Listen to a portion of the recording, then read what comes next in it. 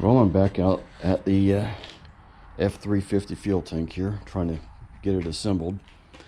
I've already got the vent installed. I put a very, very thin coating of this gasket maker just on the inside before I pressed it in and turned it and locked it in place. Next thing I'm going to do is put the drain plug in. Of course, before all this, I have cleaned it out as best I could. It's got a few rust spots, but nothing that I'm going to worry about at this point. I cleaned out the best I could. Like I said, I couldn't get completely on the other side of the baffles, but I did as far as I could reach. And it's a heck of a lot cleaner than it was when we first pulled it out.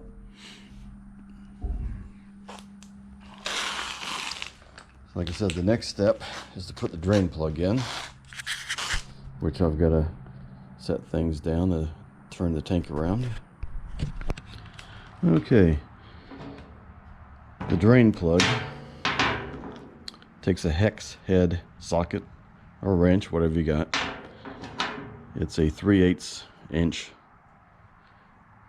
hex head. It fits great.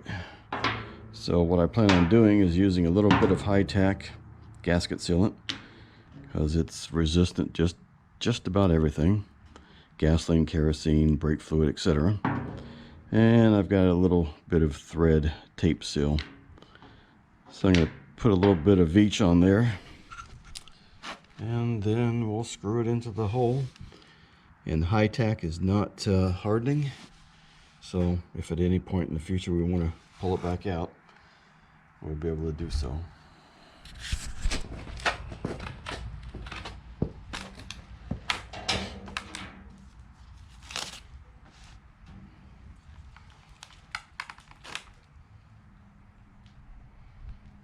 This high-tack I've got is just a tad old, but as it's described, it's still tacky.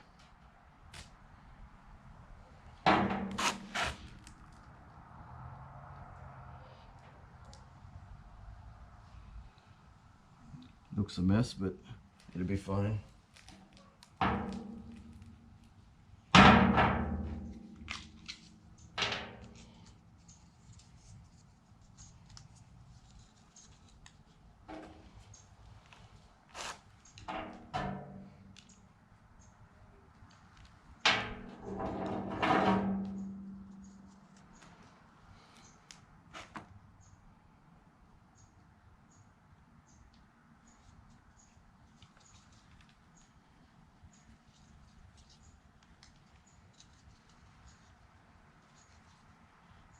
I'm just putting about one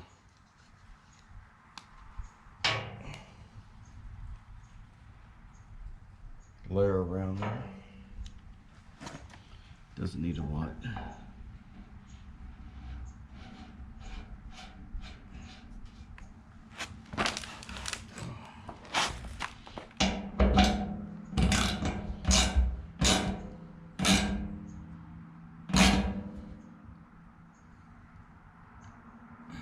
I'm not going to over tighten it either.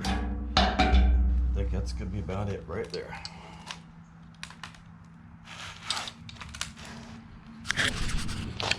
And the next thing that we have to do is set up the fuel pump and get it installed. Here is the old one. I pretty much have already disassembled it. I did that because I wanted to double check that the actual pump itself was dead, and it is. I have a little battery here. Actually, it's a boat battery, marine battery. I just attached a couple leads to it and got some butt connectors and cut the ends off so I could get the ends down to the smallest diameter, and that was so I could put it directly on the plugs that are inside the wiring harness. I've already done it on the old one. I don't know if you can see, the light might not be the best. And first I put it on the wiring harness, and it made a bit of a jump, and that was it. You could feel the motor jumping. And then I thought, well, maybe it's a wiring harness, so that's why I disassembled it and got to the actual connectors on the pump themselves, and they're conveniently labeled with positive and negative on the ends, so it's pretty simple. And also on the wiring harness, it's pretty simple. Red is positive, and you find a black wire, and black is negative. And it's the same on the new one. So I'm going to set this here for a second. I don't know if you can see. Try to get this on camera here. So we got a negative wire here. Use the butt connector, slide it over the pin. Got a positive wire, just slide that over, and we should hear, there it goes. All right, so we know that this pump is good, which I would hope so, since it is brand new. So at this point, I'm just gonna line it up, make sure the length of the arms are the same, and get it ready to install into the tank. Airtex did provide some really good instructions. In fact, just booklets of instructions here, which I really don't need at the moment because I just borrow or follow suit from the old one. What I'm looking for is the gasket. Now here it is. And they sent a new gasket which fits into the groove on top of the tank. I might put a little bit of high-tack underneath of it here and there, just to make sure it stays in place when I install the fuel pump. Make sure it doesn't jump out of position. And as you can see, there's a gap here that's larger than all the others, so that conveniently lines up with the gap that's on the fuel pump itself, so that'll be right there on top. The only thing you really want to do is just make sure that you don't damage the screen as it goes in, and make sure that the sender unit doesn't get bent. And I'm not going to adjust the sender unit, it's just going to go in as it was. So I got to put the old camera down here, and we'll get it in.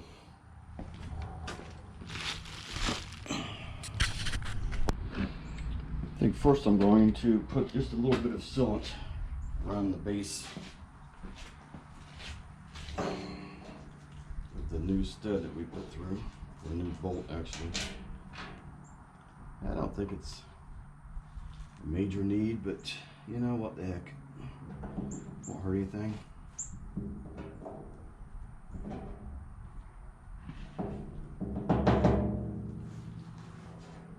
Then for the O-ring, we put a few dots, help hold it in place.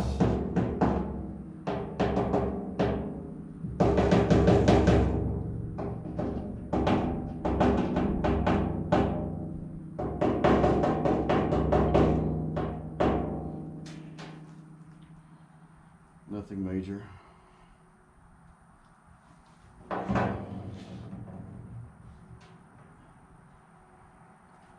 Because the old one was out of position when I took it off. So I try to be extra cautious and make sure this one stays in place. These are 1/2-inch nuts. No metric on this 97.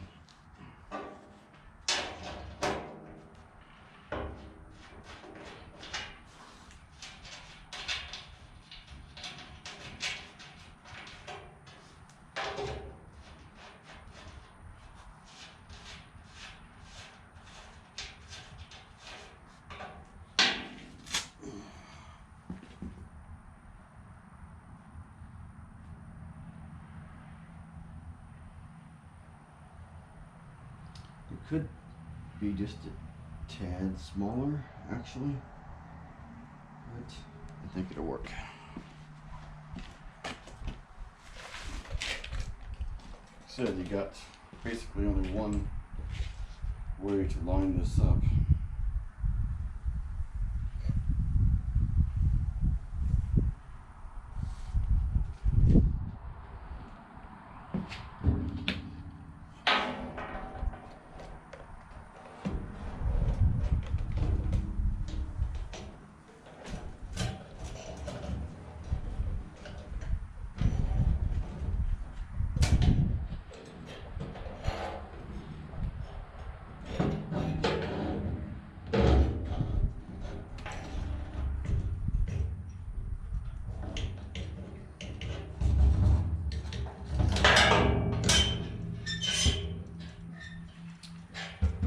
When you do get it lined up, you're going to want to compress the whole unit. Press down on it.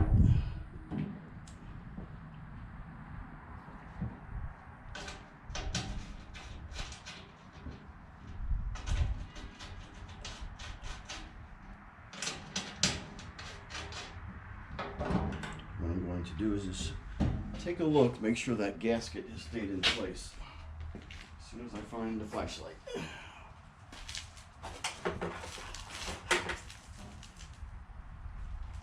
Yep, looks good, looks good.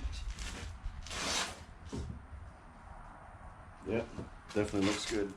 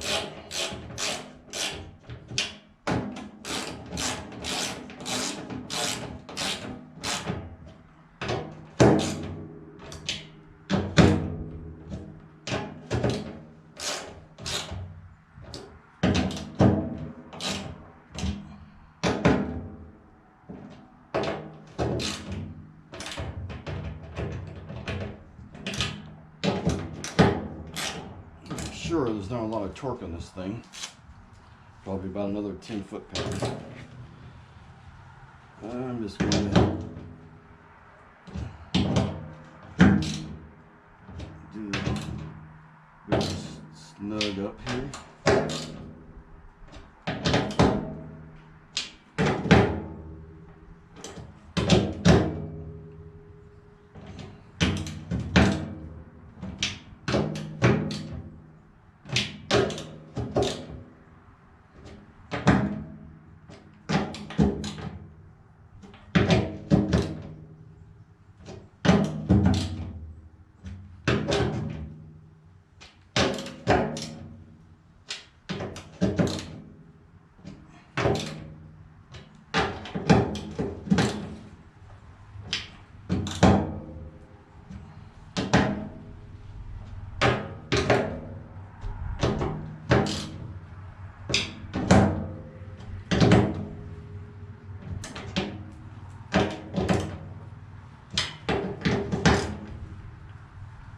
think that's going to be it.